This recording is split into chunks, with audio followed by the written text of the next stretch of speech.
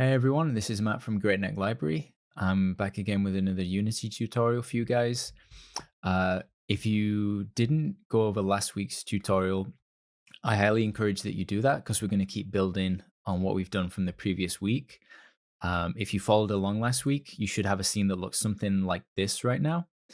Obviously, feel free to personalize your scene however you want, but we should have a floor, a player character, and you guys probably have an audio source somewhere in the middle of the level that we created that last time. What I want you to do is go ahead and delete that audio source. So you come to the left, click on the audio source, whatever you called it, and just hit delete.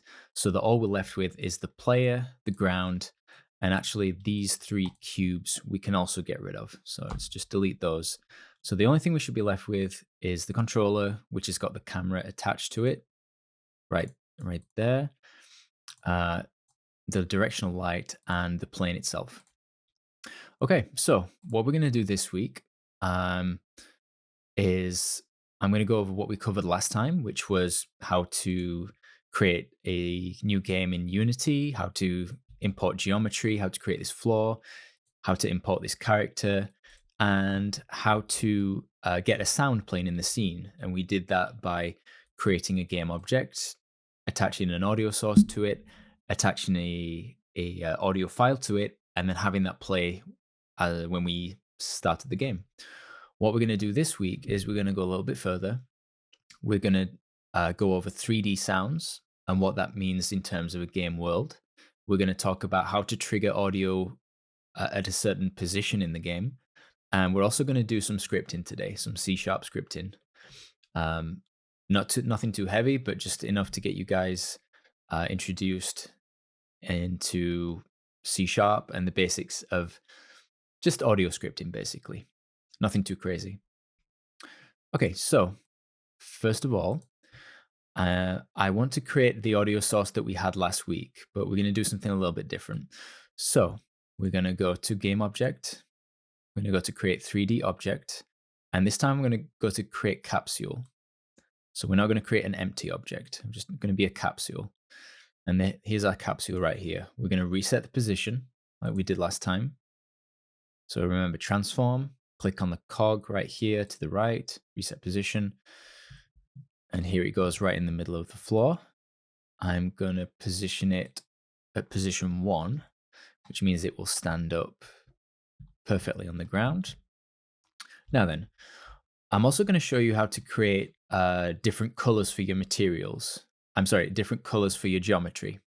Okay, so for example, everything in this scene right now is just pure white. There's no differentiation.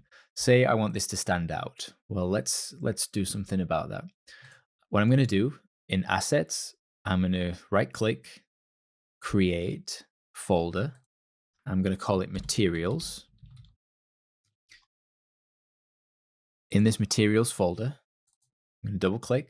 I'm going to right-click again, Create. This time I'm going to go to Material. And I'm going to call this material Capsule, because this is the material that's going to cover the capsule. So I want to make this is going to be our sound source. I want to make this stand out so I know where it is, at least more clearly in this scene. What I'm going to do is click on the material I just created, right? This. It's going to give me all these options. We can do a lot of stuff with this, but for now, all I want to do is change the color. To change it, click on this box right here next to albedo. Click it, you get a color wheel. I'm going to make mine just a pretty simple red. You can drag it wherever you want. I'm going to click X. All I need to do is click and hold. I'm going to drag it into the scene and onto the capsule. There we go. So now we have a nice color for our capsule. Okay, so there we go. It stands out. Next thing, I want to create an actual audio source on this capsule so that it plays something. So remember, an audio source is, imagine that as a loudspeaker in the game world. Okay, we're going to add a component, making sure that the capsule is highlighted. Add a component, audio source. All right, now this is attached to this object at this position. What I want to do is drag the same clip that I had last time, which is going to be the kind of Amazon rainforest kind of thing going on. So if I double click on audio, what's going to happen is it's going to get rid of all this. It's going to bring up this inspector and the folder. With this highlighted, with this audio folder highlighted, I can just re-click on the capsule and this stays, but I get all of this information again, which is what I want. I'm going to drag in my my audio file. Sorry, I need to click on this again. I'm going to drag in my audio file, and here we are into the audio clip. Now this is the clip that will play. So we want the clip to play on awake. Yes, we do. We want it to loop also because we want it to keep going when the clip ends. And when we start the game, we should hear what we heard last time. Okay. There we go. So the sound doesn't change when I move away from it, doesn't change when I move towards it. It's what's called a 2D sound. So a 2D sound is going to be the same volume no matter where you are in the scene. Okay. Now you can specify different volumes for it in code, but for the most part, just think of a 2D sound as being the same volume. A 2D sound would probably be like music in a video game. You would hear the music at the same volume no matter where you were in the game world. The volume wouldn't change. Say, for example, this was an insect or an animal or something that was kind of positioned in the scene, and we'd want it to get louder the closer we were to it, and obviously we want it to get quieter the further away from it, and that's how sounds work in the real world. So we want to replicate that and give the player information about how close the sound is and where it is in the scene. So to do that, what we need to do is change the properties of this audio source to say 3D. And to do that, we make sure we have the capsule highlighted. We're going to go to Spatial Blend in the audio source component, and we're going to turn this all the way up to 1, which is fully 3D. Now, what this means is the game engine, which is Unity, is going to process this and is going to give us the spatial information we need to detect where it is. So automatically, if you look down on this graph right here, there's several different components. We'll go over all of these at some point, but for now, let's just focus on volume. Volume is how loud the source is at a particular distance. So the max, as you can see here, the minimum distance is 1 and the maximum distance is 500. So 500 is way, way, way too big for this scene. So let's turn it down to, say, 5. It's a little not loud enough, really. 10, 15. 15's pretty good, but let's say 12. Sure, 12. Okay.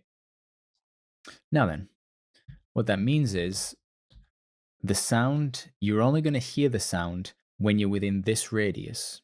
In other words, 12. Okay? And what I'm going to do is drag this arrow down to the bottom, because in actual fact, what you can see on this graph is the distance along the bottom x-axis and the volume along the y-axis. So what this is saying is basically the closer you are, in other words, the less the distance, the higher the volume of the audio source. Okay? So what I want to do is drag this right node. You can see the little nodes here. I want to drag this all the way down to the bottom, because that means that when I'm outside this radius, that means the volume is going to go to 0 and I can't hear the sound source, which in my case is what I want to do. So you can drag these around, play around with them. But when I play this now, because we set this to 3D, remember, you must adjust this slider to 3D. Otherwise, this graph doesn't matter. All right, so we're at 3D. Now what should happen is I shouldn't hear anything at first. As I get closer, the sound should get louder. Let's see what happens. Okay, so we don't hear anything as I move forward. There it is. Get closer. Gets louder, up into the point where I'm next to it. And it's very loud. And the same works the other way. As I get further away, There we go. Until I'm out of range and I can't hear the thing at all. Okay, perfect. That's exactly what I want. So that's the 3D sound. Those are sounds that you want to be dynamic in your game. You want to tell the player how far they are away from you, and that you do that by controlling the volume and the distance. Okay. Another thing you'll notice is if I turn to if the object is to the right of me, do you hear the sound coming from your right hand side? If I turn towards it, the sound's coming from the front. If I turn and the object's to the left, you should hear it to the left. Okay, so that's how we determine direction as well. Unity is giving us all this information so that we know where the object is in the game world, just by sound. Okay, so that's some basics of 3D sound for you, which is perfect. All right, so now we've covered that. I want to talk to you about how we can trigger sounds at certain places in the game. So right now, with this capsule, the audio starts as soon as the game starts. Okay, so the player doesn't have to do anything. Obviously, we've set the volume to increase when the player gets closer, but otherwise, this audio source, this file, just plays whenever, constantly plays. So what happens if I get to a certain point in the level and I want to trigger something new? For example, if we're in a forest area right here on this square, if I make a new piece of land, say it could be a cave, what happens then? How do I trigger some new cave sounds? Well, I'll show you exactly how to do that. We'll go over that right now. So what I want to do is I'm going to create a new plane. So again, you can go to game object, 3D object, plane, or you can also right click in here and you'll get the same menu, 3D object, plane. Okay. Reset the position. And I'm going to drag this along. I'm going to make it 3 wide on the X axis. So you see scale. I'm going to type 3. I'm also going to make it a lot bigger. I'll make it 10 on the Z axis. And I'm just going to drag it so it doesn't overlap. So let's see. There we go. So if I want to line this up, you can see it's right now at minus 65.26 on the Z axis. So I'm going to say that's going to be minus 65. And then we get it lined up perfectly. Great. Okay. So now this is going to be our cave floor, this whole section. And this will be our forest floor. So I'm going to rename these. Always good to keep your names in order in Unity. Forest floor. And you can also, a little shortcut for you guys, if you highlight it, press F2. It'll allow you to rename it straight away. And so this is going to be cave floor. Okay. Now, again, you can't see the difference between these two. It's just white. So let's do what we did with the capsule and make a new material and create some color for the ground so we can see where we are. So we'll go back into our assets.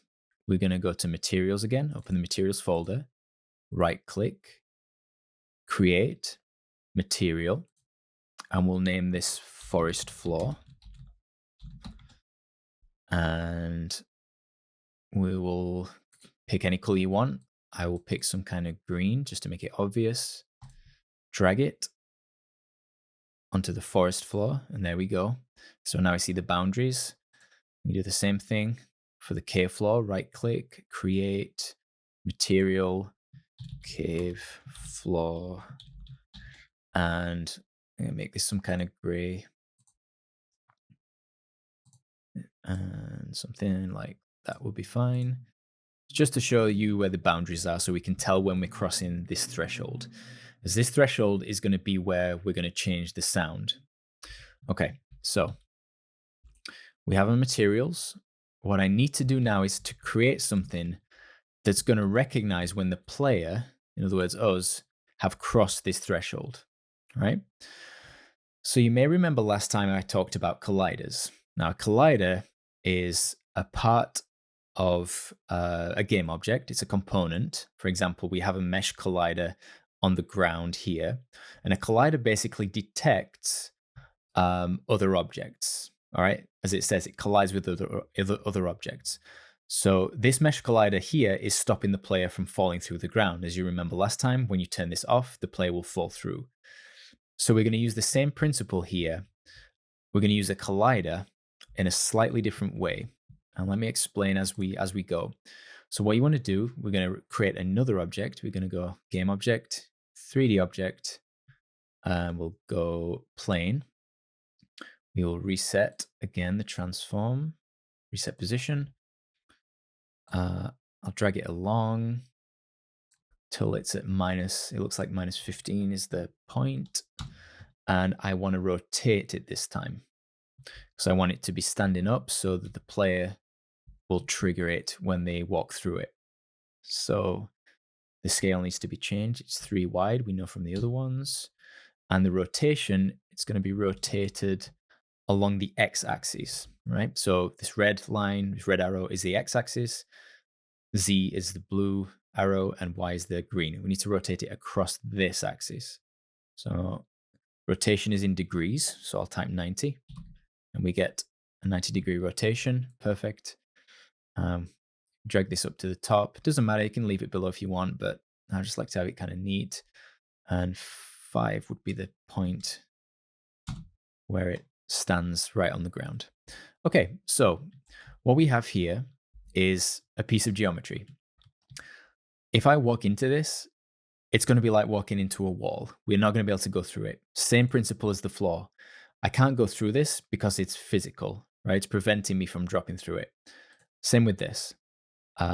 In order to stop me having to walk all the way across to test this out, I'm going to drag my player. I'm going to click on my player. Actually, you can just, it's easy to click sometimes in the hierarchy here. So I'll click my player and I'm just going to move him closer to this wall so I don't have to walk across.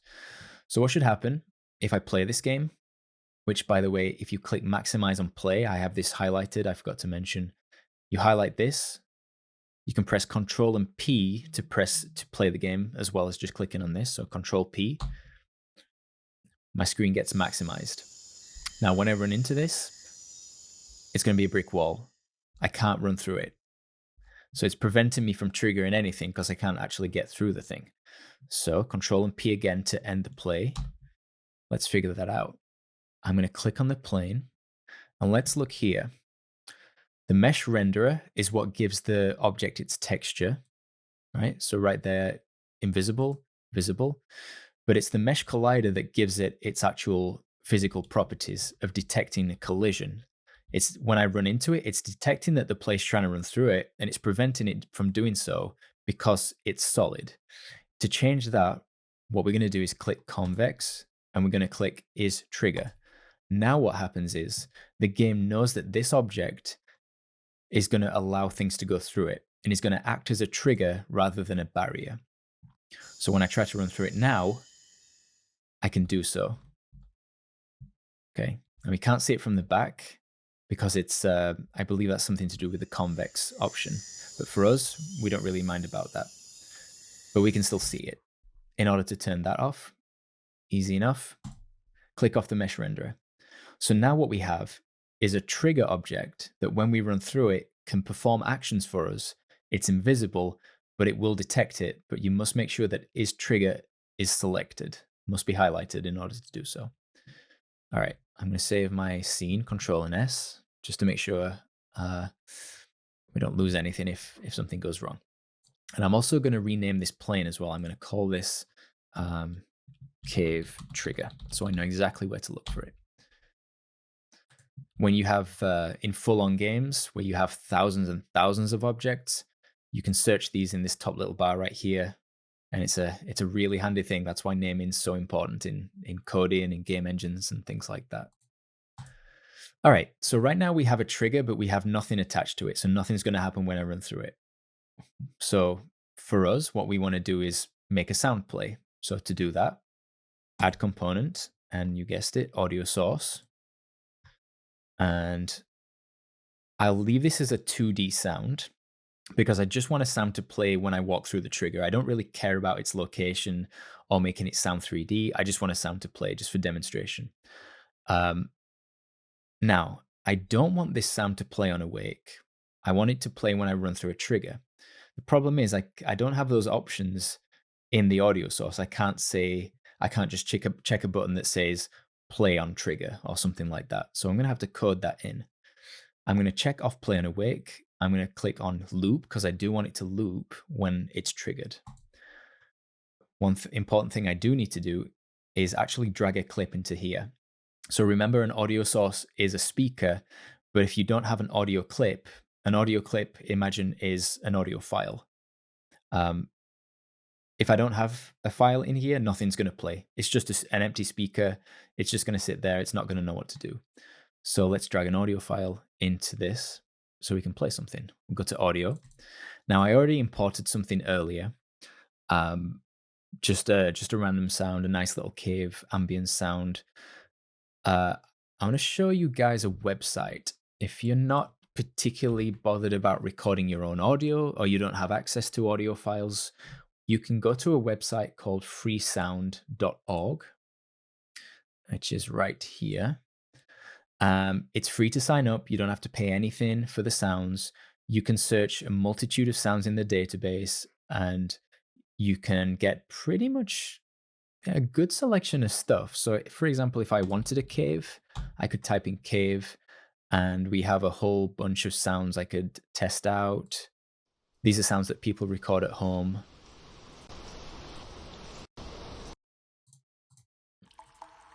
Okay, so all these sounds, if I like this one, I click on it and I would have to log in, but I just log in and I can download it. And for my own purposes, if I'm just using it for personal work practice, you can just use it.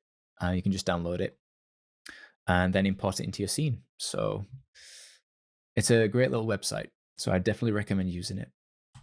But I've already imported my audio into the game engine, which I just dragged the file into my folder and it automatically creates it. You can also do the same by right-clicking, clicking import new asset and finding it from your computer in here. It'll do the same thing. So I have my cave trigger. I'm going to click on it in the hierarchy. I'm going to drag the sound that I want into the audio clip. So this is a sound that's going to play. But now I need to tell it when to play because it doesn't know. To do that, we're going to have to create a new script, which is code in C#. So I'm going to click on add component. I'm going to type cave trigger, all one word, press enter. I'm going to click create and add.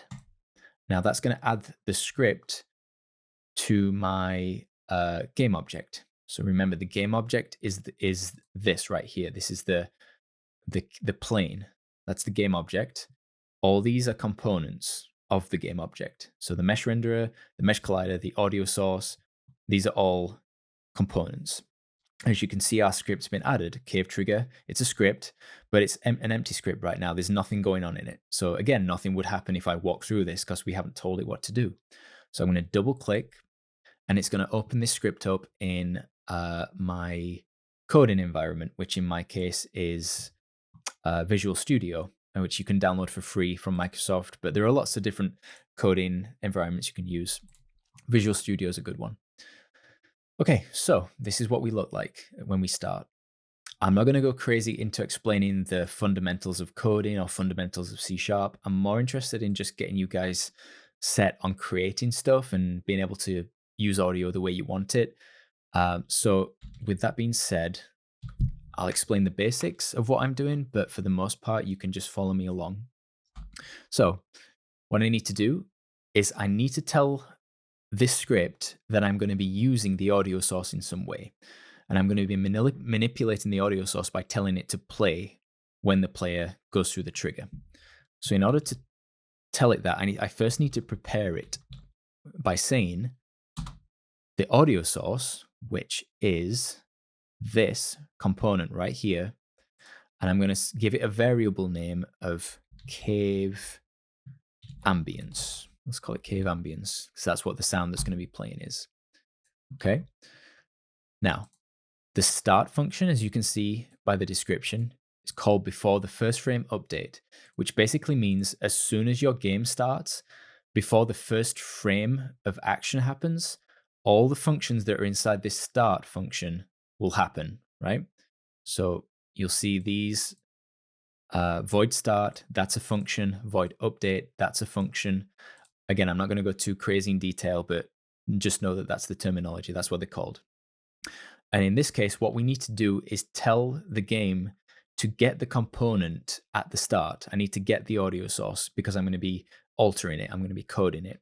So I'm going to say that cave ambience equals get components. And again, you can see it autofilling right here. You can just press tab and it's going to autofill for you. I need the less than and greater than signs. And I'm going to say audio source. I need an open and close parentheses and a semicolon to end. You end your lines of code with a semicolon, as you can see I've done here. So in simple terms, what I've told the game to do is at the very beginning of the game, once I press play, this variable called cave ambience, and don't worry about if you don't know what a variable is or a function, it's okay. This cave ambience is going to get the component audio source. So in other words, I'm calling on this component right here to do something for me. Okay, right now I've just called it. I've just said, just to let you know, I'm going to be using this audio source for something. Okay, and that's how we've done it right here. We've got the component, we're ready to use it. Now, in order to actually do what I want, which is when the player enters this trigger, I want it to play the audio that I selected, which is this cave file. I'm going to type in on trigger, and it's going to give me all these options. I want on trigger enter right here, and it's going to fill the rest in for me. Private void on trigger enter between the collider, which is this mesh collider attached to the same game object that the script is attached to, and other, meaning any other object that comes into contact with it, it will perform this function, perform the action that I give it, which is going to be to play audio in this case. But you can do so many things with it, you know, a multitude of things that happen when players enter triggers in, in real games. But for now, all we want to do is play some audio. So simply one line of code to play our audio, and that is cave ambience, because that's what we called that's what the variable name that we gave to our audio source. We called it cave ambience dot play. Open and close parentheses, semicolon. That's it. Make sure you save your script, otherwise it won't update the game engine. So make sure you save. We go back to the game engine. Now, when I press play, Control and P, what should happen is when I cross this threshold between the green and gray areas, we should hear the cave ambience play. And just so you know how it sounds like this. Dark rumble. We should hear that once I go through, but not before. Okay, so let's give it a go. So right now, all we hear is the sound from this. If I go through here, there it is. Perfect. Now there's a problem, and you may have figured it out, is that the trigger is only here. It's right on this line here, and then it ends. So when I go back through, it stops and it starts again. Because normally an audio source can only play one audio file at a time. So it's going to stop the audio file that it's playing and play the same one again, which is kind of a problem for us. Okay, it's just going to repeat the same thing. What I want is for the audio file to stop when I come out and remain stopped. That's the ideal for me. So to fix that, let's go back to our trigger. And what I'm going to do is I'm going to extend this trigger throughout the whole of this boundary of this floor so that I only have one trigger entry. As you see right now, the two lines, I can enter it from both sides. I enter it, it plays. I enter from this side, it plays. Not great. So let's make it bigger. So we'll go to scale. We'll go, because I rotated it, it's along the y-axis, and I think I gave it, what did I give it, 10? No, a lot longer than that. 50? A lot longer than that too. 100 maybe? Let's see. 100? Could be 100, yes. Yeah, that looks right. And I'm just going to line it up exactly by minus 65 on the x-axis, and we line up perfectly. So now this whole thing is a trigger, right? It's a rectangular trigger, so that I only have one trigger point on this boundary, which is what I want. Okay. But we're still going to have the same problem in that we enter this, the sound will start to play. But when we exit, it's also going to keep playing because we're not entering the trigger, we're exiting it. I hope that makes sense. Before, when the trigger was thin, we were entering at one side and then also entering from the other side. Now we only have one entry point. Okay, so imagine this trigger as a room. We enter the room, we're inside the room, and then we exit the room.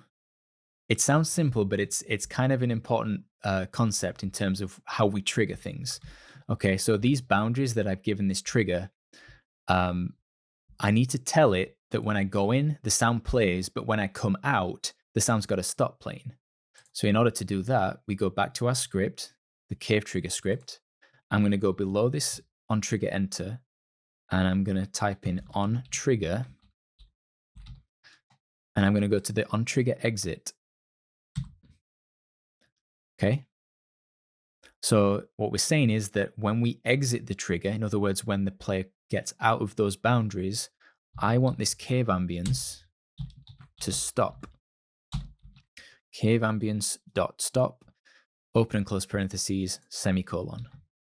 And now what should happen is I should go in, the sound should play. I should come out, the sound should stop. And let's just check to see if that happens. So we have no cave ambience right now. We have cave ambience. Now what happens when I go back to the green? The sound should stop. And it does. And it doesn't play again, which is perfect. Obviously, it sounds a little bit weird. I'm going to be showing you guys how to make the transition a lot better, a lot more smooth, but that is how we play a sound at a certain point and how we stop a sound at a certain point.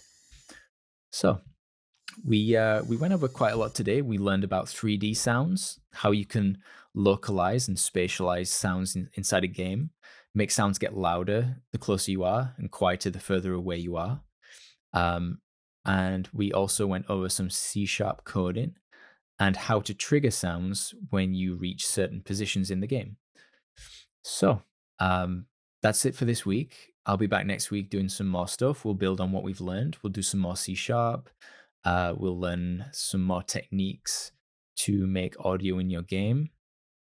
If you have any questions or any requests for things, you can leave them down in the comments. But otherwise, I will see you guys next week.